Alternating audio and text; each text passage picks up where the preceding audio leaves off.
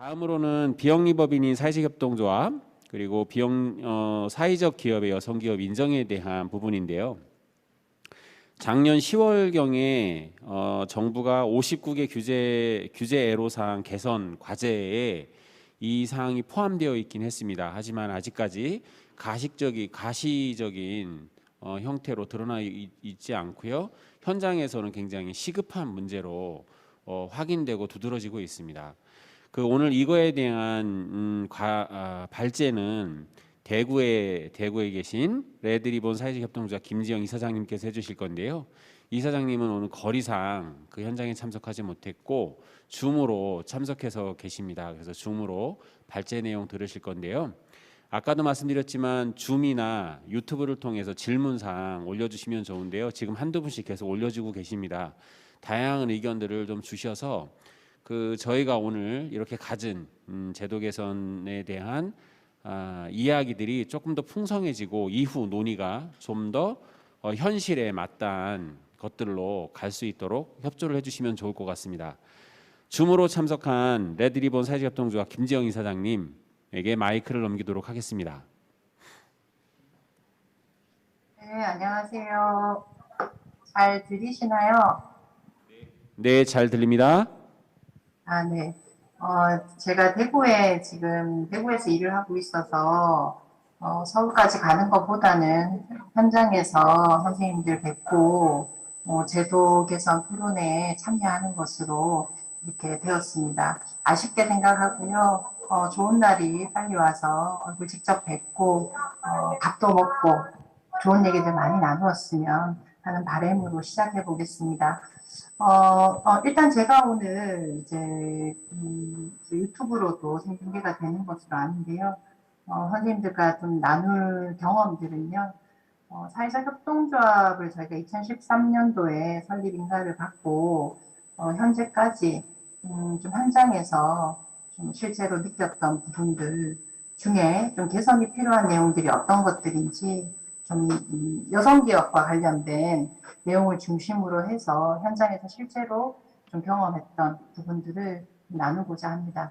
우리 6.12 센터장님도 좀 나와 계시는데 반갑습니다, 센터장님.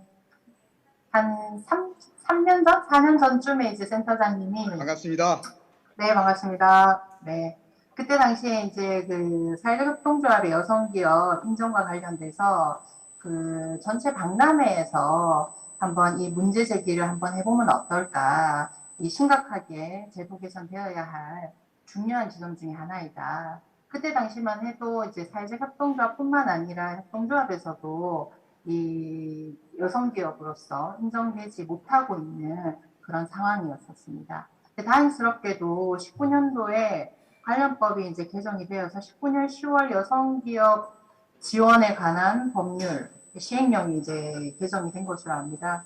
그때 이제 다행히도 협동조합은 여성기업으로 이제 인정되는 그런 결과가 있었는데요. 아직까지 사회적 협동조합은 지난 10월 중소벤처기업부 쪽에 옴부즈만에서 총 이제 4대 중점 분야를 선정하셨고 59개의 이제 규제 개선을 하겠다라고 얘기하시면서 사회적협동조합이 여성기업 관련법에서 배제된 것이 규제의 형평성에서 좀 어긋난다라고 또 보도자료까지 이제 발표를 한 것을 확인했습니다. 그럼에도 불구하고 작년 10월 이 규제 개선 보도자료 이후에 현재 1년이 경과한 시점에서 여전히 사회적 협동조합은 여성기업에서 배제되고 있는 것이 현재의 상황입니다. 그래서 그 관련해서 좀 내용들을 좀 나누고자 합니다. 오늘 이제 크게 말씀드릴 것은 왜 사회적 협동조합이 중소기업 기본법 상에서 기업으로 인정되고 있는데 왜 여성기업에서는 배제가 되고 있는 것인가 라는 부분 첫 번째로 좀 말씀드릴 거고요.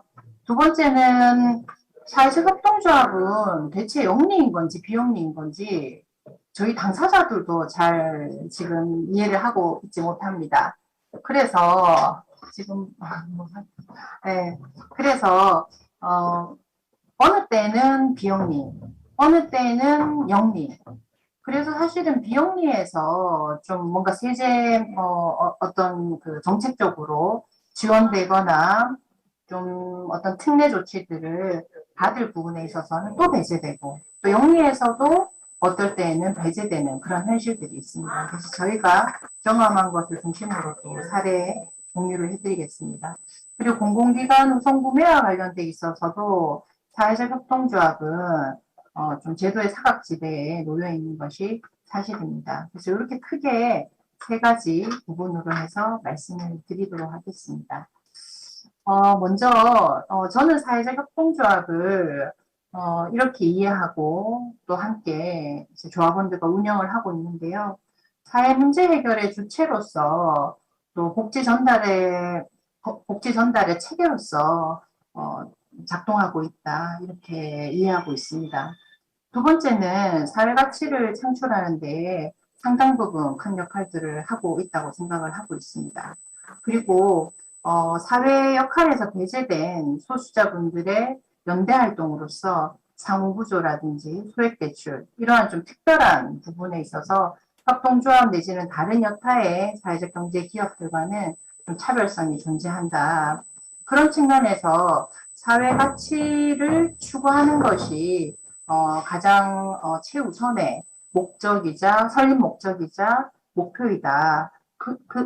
그 가치를 실현하기 위해서 영리 활동을 정부가 법 제도 내에서 굉장히 지원하고 있고 그 법을 통해서라도 지원하고 장려하고 있는 상황이다라고 이해하고 있습니다. 그렇지만 1년에 왔다 갔다 하는 법 제도 속에서 사실 사회적 협동조합의 비영리 활동 또는 영리 활동들이 사실상 차별과 같은 조치들에 의해서 실질적으로는 영리 활동과 사회적 가치 활동 이 부분에서 굉장히 큰 허들을 경험하고 있다라는 말씀을 드리겠습니다. 먼저 첫째, 중소기업은 되는데 왜 여성기업에서는 배제되는가? 그렇다면 협동조합이나 사회적 협동조합을 과연 기업으로 볼 수 있는가에 대한 질문을 던져보겠습니다. 어떻게 생각하시나요? 기업인가요? 사회적 협동조합과 협동조합은? 네, 엄연하게 정부에서 사회적 기업으로도 인정을 하고 있고 사회적 경제 기업이라는 큰 틀 아래에서 협동조합과 사회적 협동조합은 기업으로서 규정되어 있습니다. 중소기업 기본법 제2조 1항에서도 사회적 협동조합은 중소기업으로서 인정을 하고 있습니다. 그리고 2019년 10월 여성기업 지원에 관한 법률 시행령 개정으로 협동조합도 여성기업으로 인정되고 있습니다. 하지만 사회적 협동조합은 여전히 여성기업에서는 배제되고 있는 것이 현실입니다. 그렇다면 이것은 규제 및 제도의 형평성의 관점에서 공정한 조치인가? 공정하지 않다라고 보고 있습니다. 지난해 10월 15일 중소벤처기업부와 중소기업 옴부즈만은 정부 서울청사에서 사회적 가치 추구 기업 성장 촉진을 위한 현장 공감 규제 애로 개선 방안을 발표한 바 있습니다. 이 발표문에 의하면 공정성, 포용성, 합리성 관점에서 각종 규제, 제도, 기업 환경 개선 등 4대 중점 분야를 선정하고 총 59건의 규제를 정비했다라고 발표하면서 가장 우선적으로 내세운 제도 개선의 예로서 사회적 협동조합도 일정 요건을 갖출 시에 여성기업 인정할 수 있다라는 내용의 보도자료와 발표가 있었습니다. 덧붙여서 사회적 가치 추구 기업은 일반 기업과의 경쟁에서 일정 부분 취약할 수 있지만 영리와 함께 공공의 이익을 함께 도모한다는 점에서 큰 의미가 있으므로 기업의 자생력을 높이고 성장을 촉진하기 위해서는 이런 취지의 규제 개선이 필요하다라고 또 강조도 한 바 있습니다. 자료집에 이미 이제 배포되었지만 실제 옴부즈만에 중소기업 옴부즈만이 운영이 되고 있고요. 그 안에 사회적 협동조합의 여성기업 인정과 관련된 제도 개선에 대한 질의는 굉장히 많이 확인할 수 있었습니다. 또한 중소기업 ombudsman에서 실제 발행한 보도자료에서도 이러한 내용들을 좀 확인할 수 있고요. 이전에 협동조합이 여성기업으로 인정되기 전에 또 여러 기사들을 확인하실 수가 있을 것 같습니다. 그래서 그 자료집에 보시면 제가 얼마 전에도 작년 규제 개선 그 발표 이후에 실제 이것이 현장에서 사회적 협동조합이 여성기업으로 인정된 사례들이 있는가 싶어서 민원을 좀 접수를 했습니다. 9월 달에. 9월에 이제 민원을 접수했고, 거기에서 이제 중소기업 옴부즈만에서 이제 회신이 왔습니다. 뭐 다들 좀 아시겠지만, 통상적 관례적 답변이 이제 달렸고요. 자료집에 이제 그 경과들을 제가 좀 요약을 해 두었습니다. 그래서 앞서 말씀드린 거는 19년, 20년 과정 속에서 사회적 협동조합 여성기업이 인정이 실제 되고 있는가에 대한 내용이었고요. 민원 접수한 결과 답변은 계획만 있다라는 답변을 일단 확인할 수 있었습니다. 실제 이제 입법 예고와 관련된 내용도 검토를 좀 했는데요. 그 커뮤니티 경제 연구원님이 함께 좀 확인해 주셨고 도움을 주셨습니다. 여성기업 지원에 관한 법률 시행령 개정 입법 예고에도 사회적 협동조합의 여성기업 인정은 포함되어 있지 않았습니다. 그래서 최종적으로 이제 진흥원과 이제 중간 지원 조직이 함께 확인한 결과 중기부가 문제점을 인식하고는 있지만 올 하반기 입법 계획에서는 가시적인 어떤 계획들을 확인하기에는 어려움이 있었습니다. 그래서 어쨌든 주무부처에서 문제점은 인식하고 있지만 현재까지 이제 사실은 이제 변죽만 올리고 현재까지 실질적인 법제도 개선은 된 것을 확인할 수 없었습니다. 그리고 실제 사회적 협동조합에 있어서도 예외적으로 인정한다라는 내용에 있어서도 사례 확인을 할 수 없었습니다. 두 번째, 이제 어느 때는 비영리, 어느 때는 영리, 이렇게 이제 제가 주제를 좀 잡아봤는데요. 사실 이제 사회적 경제 영역이 그렇듯 우리 법인들이 설립되는 목적 자체가 사회적 가치를 실현하기 위해서 설립이 되었습니다. 저희 레드리본 사회적 협동조합 같은 경우에도 HRV에 대한 인식 개선 그리고 감염인의 자립 지원을 위해서 설립되었습니다. 그리고 그 가치 활동을 하기 위한 비즈니스로서 제가 카페 빅캔즈라는 것을 이제 운영하고 있는데요. 저는 이렇게 이제 좀 정리하고 싶습니다. 하이브리드 영역이다. 정부가, 정부가 이제 사회가치 실험만 하는 비영리 부분과 그리고 영리 활동을 통해서 CSR 하던 기존의 어떤 그런 기업들, 그 영역들을 좀 벗어난 또는 그것을 보완해 줄 수 있는 하나의 형태로서 사회적 협동조합 그리고 사회적 경제 기업의 활동들을 장려하고 관련된 입법들, 제도들을 마련해서 현재까지 장려하고 있다라고 이해하고 있습니다. 그런 부분에서 그럼 사회적 협동조합은 과연 영리인가 비영리인가 이런 질문을 가장 많이 받게 되는 법인의 형태인 것 같습니다. 그 이유는 설립 목적에 있어서도 있을 것이고요.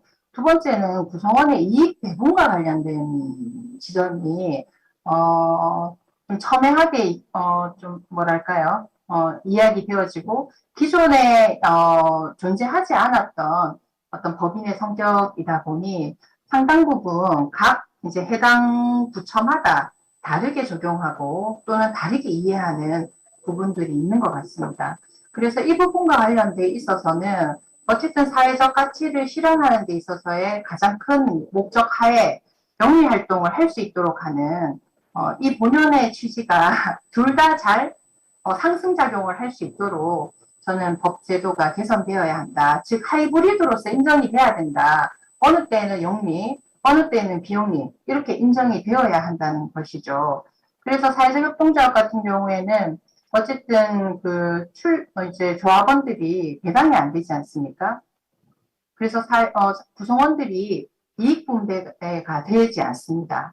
이 부분만을 본다면 사실상 비영리에 훨씬 가까운 법인의 형태라고 볼 수 있습니다. 그렇지만 우리가 사회적 기업으로 인정받아서 기업 활동들을 실제로는 굉장히 활발하게 하고 있습니다. 그리고 지역사회 내에서 여러 가지 연대 사업과 그리고 규모화에 대한 고민들도 하고 있습니다. 그리고 시민 자산화에 대한 사업들도 진행 중에 있습니다.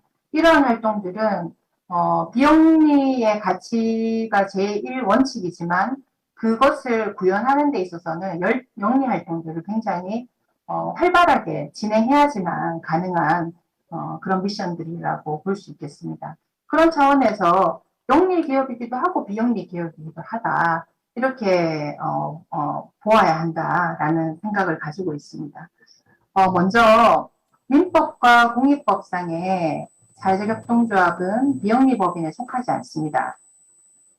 협동조합기본법에는 비영리 법인격으로 분류되어서 사실상 법제도의 사각지대에 방치되어 있기도 합니다. 예컨대 비영리로 간주하는 경우는 저희가 경험한 부분입니다. 중소기업진흥공단에서 시설자금 융자 시에 이제 배제된 경험이 있습니다. 지금 제 화면 뒤로 보이시는 것이 공동체 자산화의 이제 결과물입니다. 건물 이름은 뉴하몬인데요. 5층이 사회적 주택 꿈단체라는 이름으로 주거 취약계층에게 이제 임대를 해주는 그런 사업입니다. 임대라고 표현하는 것이 적합한지 모르겠는데요. 어쨌든 입주민을 저희가 받고 있습니다. 기초생활 수급자분들을 최우선적으로 저희가 입주를 하고 있는데요. 뭐 보증금도 없고요. 월세라고 하는 비용이 한 월 5만 원 정도 소요되고 있습니다. 비용이라 볼 수도 있겠죠. 사회적 기업 빅핸즈라는 곳에서 운영한 수익금으로 이제 5층을 운영하고 있습니다. 그때 당시 저희가 다산화 매입 과정에서 시설자금 융자 시에 나머지 층은 다 이제 영리 활동을 한다라는 이유로 정책자금을 융자하는 데 있어서 뭐 어려움이 없었습니다. 굉장히 저리의 이자 이율로 저희가 대출을 할 수 있었고요. 5층 부분은 저희가 사업 목적을 이렇게 얘기를 하는 중에 이건 비용이다 라고 해서 시설자금 융자에서 배제된 경험이 있습니다. 그래서 일반 그냥 은행에서 저희가 별도의 대출 심사를 통해서 대출을 받은 경험이 있습니다. 당연히 이제 정책자금보다 훨씬 높은 이자로 받을 수밖에 없었습니다. 이러한 경우에는 사실상 우리 사회적 경제 기업들의 설립 목적 그리고 그 입법 그 취지와 목적을 잘 이해하지 못한다. 원래 우리 사회적 협동조합의 설립 취지 자체가 사회적 가치 실현을 위해서 영리 활동들을 하는 것이지 않습니까?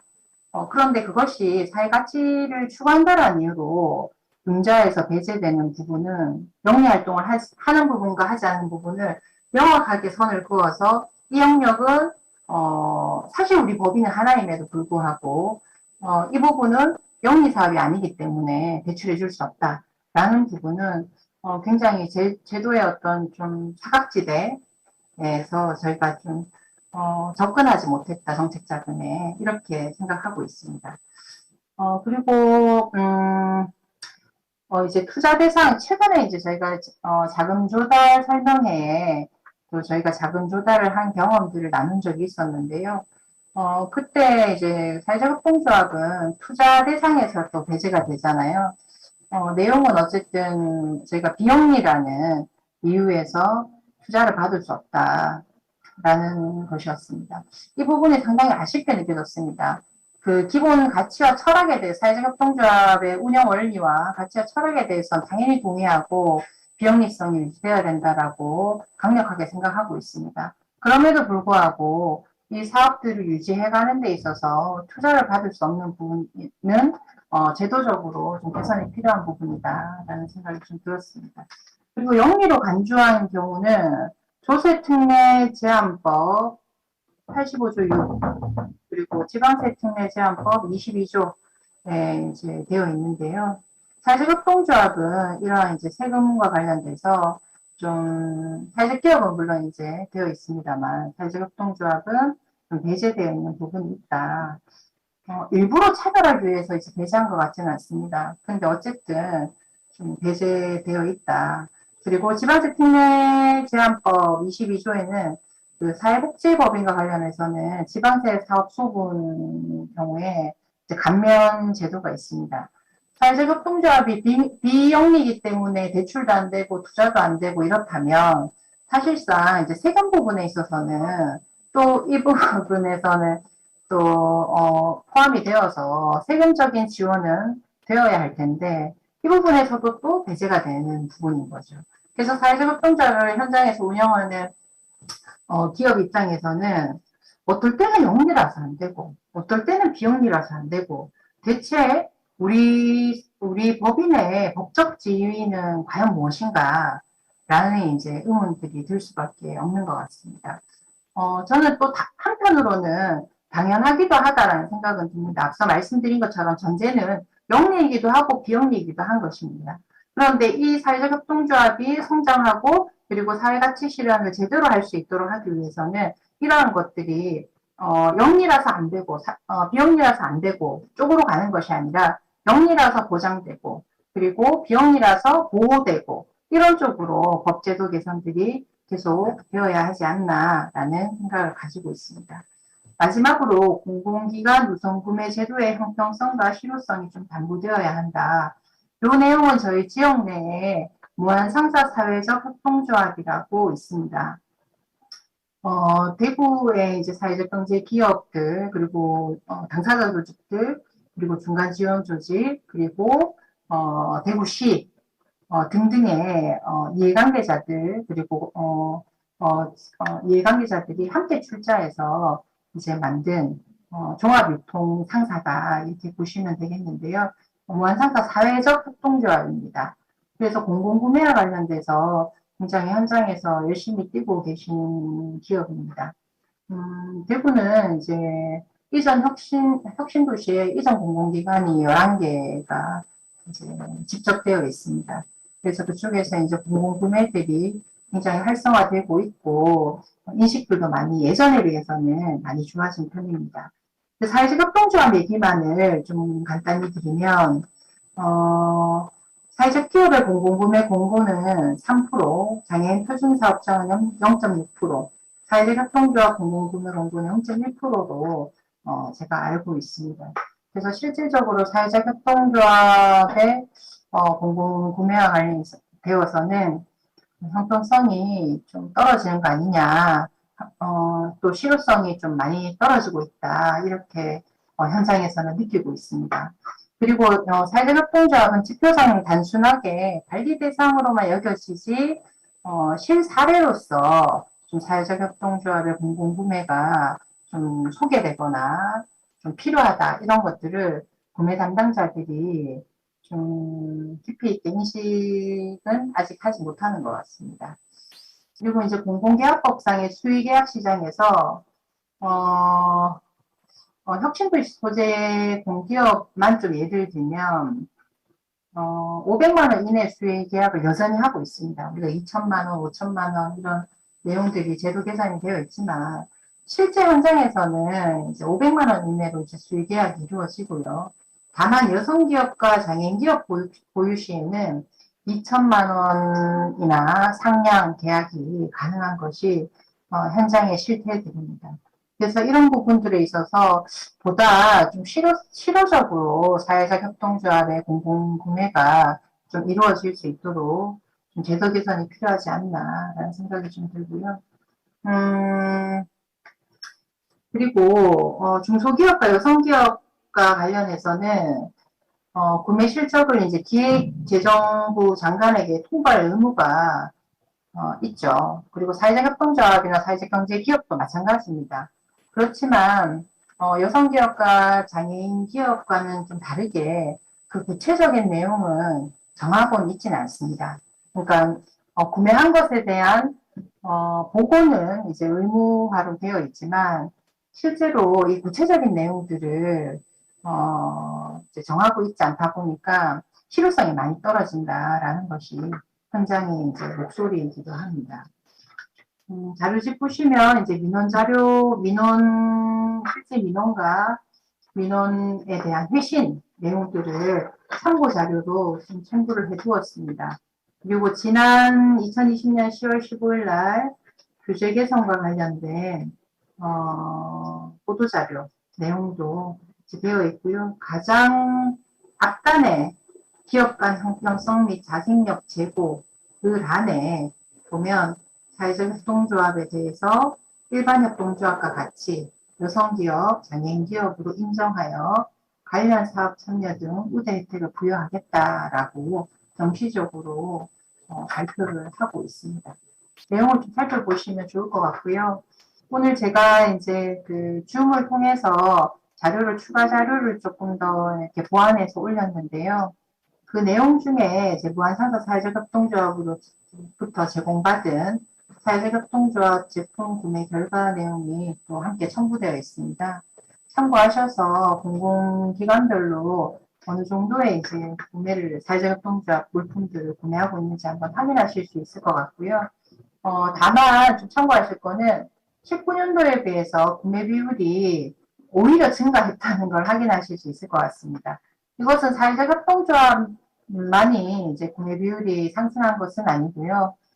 전반적으로 사회적 경제기업, 장애인기업, 여성기업 이제 구매 비율이 올라갔습니다. 이유는 코로나로 인해서 좀 특별하게 좀 상승한 것으로 이렇게 보여지고요. 그래서 이것을 이제 좀 평상시에 어떤 지표로서 사회적 협동조합 구매율이 굉장히 높네라고 이해하시기보다는 전반적으로 좀 일시적으로 좀 올라간 부분이다라고 좀 이해를 해주시면 될 것 같습니다. 네, 제가 좀 너무 두서없이 지금 사실은 이제 이렇게 혼자서 그냥 업무 보는 공간에서 하다 보니까 잘 전달되고 있는지 확인도 사실 직접적으로 되지 않고 상호 소통이 지금 되진 않아서 일방향 소통만 하고 있어서 잘하고 있는지 모르겠습니다. 이제 마무리를 해야 하는데요. 아무튼 사회적 협동조합 여성기업으로서 인정됨으로써 또 사회적 협동조합이 지역사회 내에서 또 그리고 우리 한국 사회 내에서 사회가치 창출에 선도해서 좋은 역할들을 많이 할 수 있기를 좀 기대하면서 오늘 발표 마무리하도록 하겠습니다. 혹시 질문사항 있으시면 이렇게 줌으로 좀 올려주시면 제가 참고하고 답변 드릴 수 있는 건 드리도록 하겠습니다. 감사합니다. 네, 이사장님 감사합니다. 유튜브로 들으시는 분들이 아마 그 내용도 내용이지만 우리들을 좀 깨우는 그러한 뭐라고 해야 될까요? 그냥 제도 개선이 되겠지, 발표했으니까 되겠지, 뭐 이런 것들에서 그렇지 않을 수도 있겠구나라고 하는 것들을 깨우쳐 주신 것뿐만 아니라 그 목소리가 굉장히 이렇게 귀에 쏙쏙 박히는 목소리 톤을 갖고 계신 것 같으세요. 그래서 지금 시간대에 우리를 또 깨우는 그런 발제를 좀 해주신 게 아닌가 싶습니다. 하여튼 멀리 대구에서 줌으로 여러 가지 말씀 해주셨는데요. 저는 개인적으로 비영리인가 영리인가라고 하는 질문 속에서 이것이 긍정적인 측면에서 해석돼야 되는데 자꾸 보수적인 부정적인 측면에서 해석되는 문제 제기를 강하게 해주신 것 아닌가라는 생각이 좀 듭니다.